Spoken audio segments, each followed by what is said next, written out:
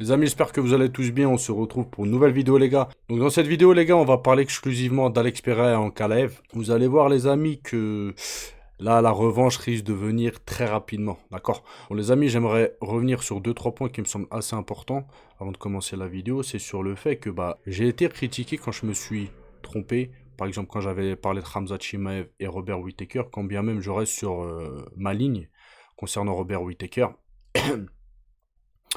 C'est un excellent combattant, etc. Et s'il devait réaffronter Khamzat Chimaev, peut-être que le résultat serait différent. Et là, les amis, j'ai eu beaucoup de messages qui me félicitaient justement, parce que voilà, j'avais été l'un des seuls à penser que Ankalaev pouvait gagner ce combat-là. Voilà. Le truc, j'ai eu raison cette fois, j'ai eu tort la dernière fois, je peux avoir raison la prochaine fois ou tort. Sachez une chose que dans les combats, rien n'est joué d'avance. Et tout le monde peut avoir son avis, tout le monde peut donner son avis, et tout le monde peut avoir tort ou raison, d'accord? Là, il y a eu des champions de l'UFC qui ont eu tort. Ils sont, voilà, c'est parce que, voilà, dans un combat, rien n'est joué d'avance, c'est pas des mathématiques. Donc faut pas venir en se lamentant, ouais, j'ai eu raison, toi t'as eu tort, etc. Non, parce que de toute façon, il n'y a que deux possibilités. Par contre, les amis, les gens comme moi, comme vous, très certainement, etc., qui connaissent un petit peu les sports de combat et qui ont pratiqué un petit peu, on peut donner des analyses. C'est ça qu'on fait. On analyse les combattants, on analyse les combats. On analyse les points forts des combattants et leurs faiblesses. Donc forcément, à partir de ça, des confrontations qu'il y a, des styles, des capacités de chacun et des défauts de chacun, on émet un avis. Mais c'est rien de plus qu'un avis. Parce qu'encore une fois, dans un combat, tout peut arriver, c'est pas des mathématiques, c'est que des avis qu'on donne. Donc voilà, quand j'avais eu tort contre Hamza Chimev, je m'étais beaucoup fait terminer. Voilà. Et là, justement, je suis beaucoup salué, etc. Mais voilà, j'ai envie de remettre les choses à plat, les gars. Là, c'est pas parce que j'ai raison que voilà, je suis meilleur que d'autres ou que sais-je. C'est juste une analyse que j'ai fait. Ankalaev a gagné, ce qui me donne raison. Mais voilà, rien de plus, rien de moins, les amis. Voilà. Euh, je voulais revenir sur ça parce qu'il y en a, ils pensent limite que. En fait, c'est des commentaires, moi, qui m'irrissent un petit peu.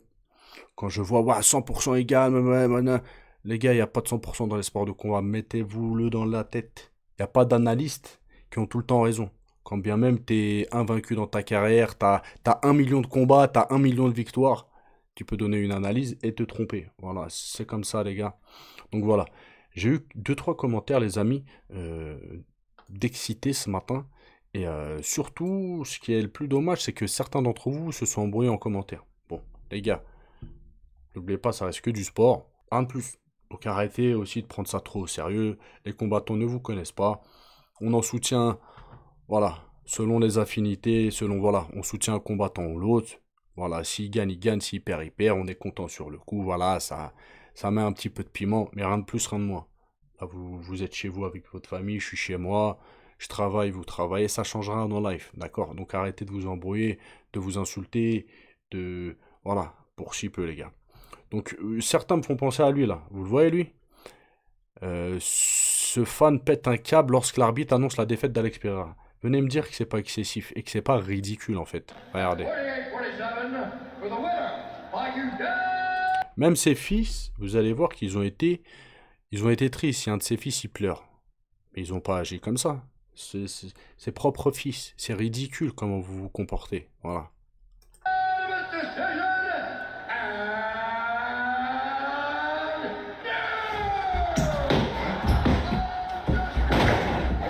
On voit en tout cas dans tous ses coups, il met pas de conviction, hein. Il tape sans conviction, il a peur de se blesser. Et là, c'est du cinoche qu'il fait, hein. C'est du cinoche et c'est très excessif et c'est ridicule.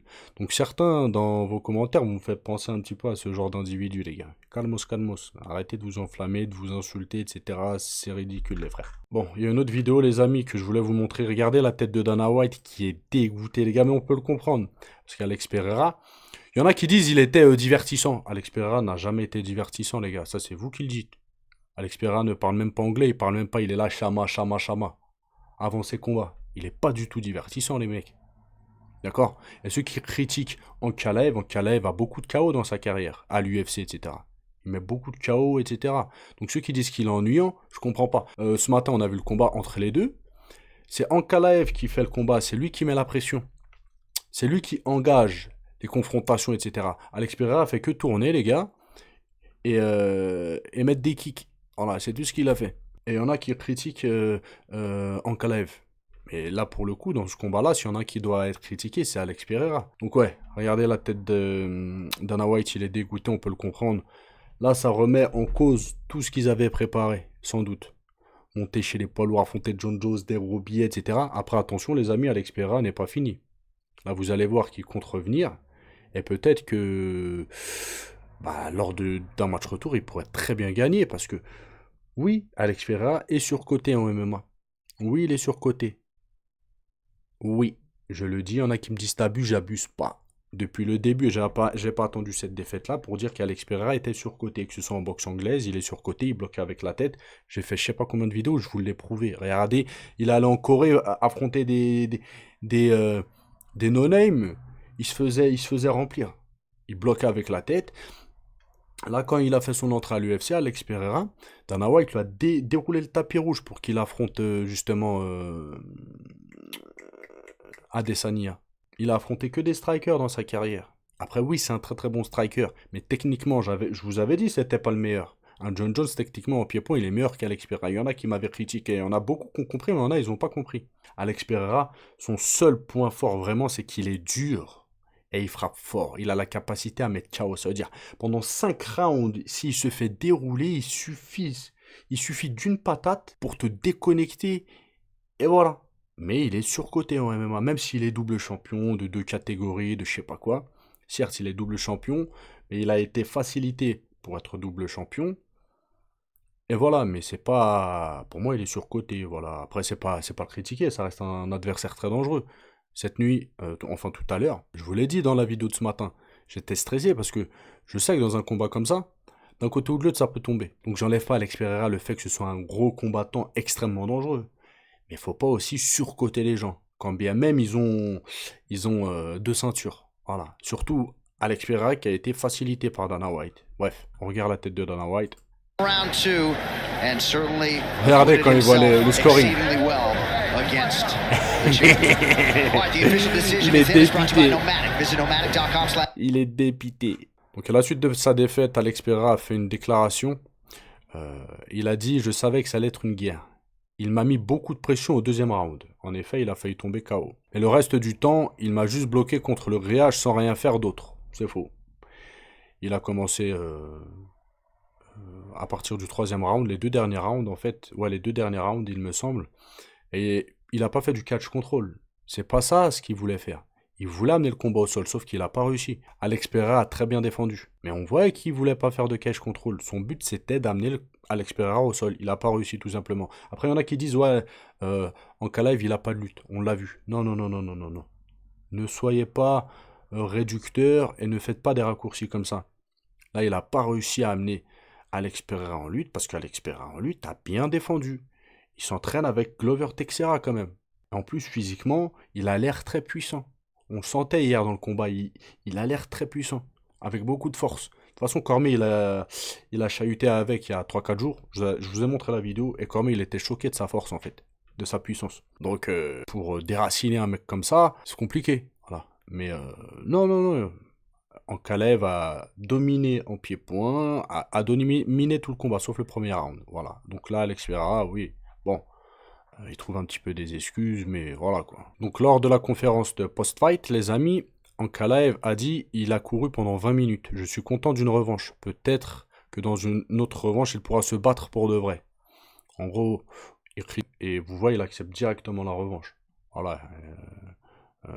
Il trouve pas d'excuses ou un échappatoire. Donc Alex Pereira a laissé un message sur Insta. Il a dit quoi? Je vais revenir comme je l'ai toujours fait. On verra bien, personne ne peut le savoir. Ni toi, ni moi, ni personne. Je vais faire quelques ajustements pour la revanche et je serai de retour en bien meilleur état. Bah, espérons pour toi. Hein. Vous pouvez compter sur moi. Donc là, les amis, déjà, cette défaite, peut-être que ça va lui permettre aussi, pour ceux qui kiffent Alex Pereira, peut-être que pour lui, ça va être un mal pour un bien. Si ça peut lui permettre d'arrêter de divaguer, histoire qu'il se reconcentre, parce que voilà, là, on le sentait un peu trop sûr de lui, un peu trop assis sur ses acquis. Comme je l'ai dit, en bourgeoisie, moi, il me fait penser beaucoup à Conor McGregor à l'époque. Voilà. il a commencé son déclin, bah là, il me fait penser à lui. Voilà. Donc, est-ce qu'il va avoir la mentale pour essayer de revenir, ou est-ce que, bah voilà, c'est la fin de son règne, quoi, tout simplement. En tout cas, je suis pressé de revoir la revanche entre les deux si elle doit avoir lieu. Maintenant, les amis, il y a Nicolas Haute qui est revenu sur le combat, il fait une petite analyse et je suis totalement d'accord avec lui. Il y en a qui disent, ouais, Alex Pereira, il a rien fait dans le combat, c'est faux. Il y a quelques jours, je vous ai fait une vidéo et je vous ai dit, le coach d'Alex Pereira a dévoilé le game plan. Le game plan d'Alex Pereira, c'était quoi? Casser ses appuis, justement, pour pas qu'il puisse lutter, pour pas qu'il puisse striker Ankalaev. Shooter les jambes et frapper au corps. Et quand Ankalaev aurait été bien amoché, terminer à la tête. Et KOT Ankalaev. C'était ça le game plan. C'était ça. Donc Alex Pereira a suivi ce qu'il devait faire. Il y en a qui disent non, il n'était pas dans le combat, il a rien fait. Non, Alex Pereira s'est tout simplement fait dominer. Il n'a pas trouvé l'ouverture. Ankalaev, c'est un gaucher. Moi, ce que j'avais peur, vous savez, c'était quoi? De temps en temps, Ankalaev, il se mettait en position de droitier. Et ça, j'avais peur, les amis. Parce qu'en position de gaucher, il avait l'avantage. En position de droitier, Alex Pereira est très dangereux. Donc, de temps en temps, quand il se mettait en droitier, je me disais, il faut qu'il se remette en gaucher. Parce qu'il, voilà, là, il rentrait dans ce qu'Alex Pereira sait faire, en fait. Donc Nicolas Watt a dit quoi? Quel game plan d'Ankalaev? Pereira est un combattant qui met une pression monstrueuse à ses adversaires grâce à son jab et son cal kick. La solution, se mettre en gaucher pour annuler le jab et le cal kick. Contrôler le bras avant, c'est ce qu'il faisait, très bien, pour contrôler le crochet en fait. Menacer la lutte pour placer son bras arrière. Annuler les points forts de son adversaire pour imposer les siens.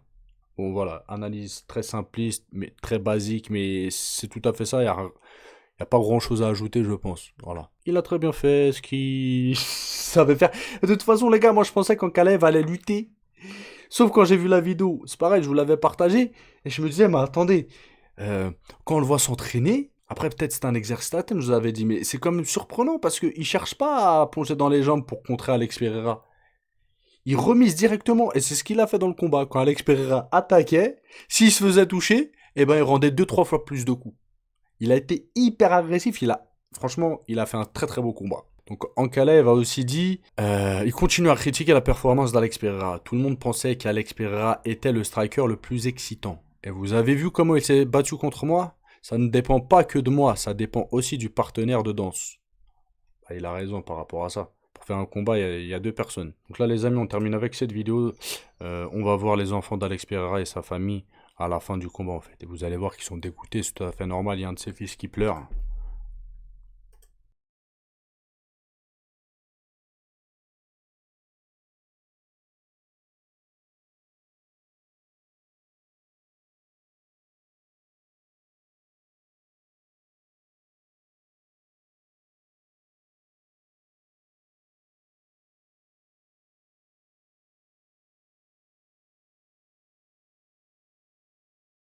Voilà les amis, c'est tout pour aujourd'hui, je vais vous laisser. N'oubliez pas de lâcher un petit like pour ceux qui veulent.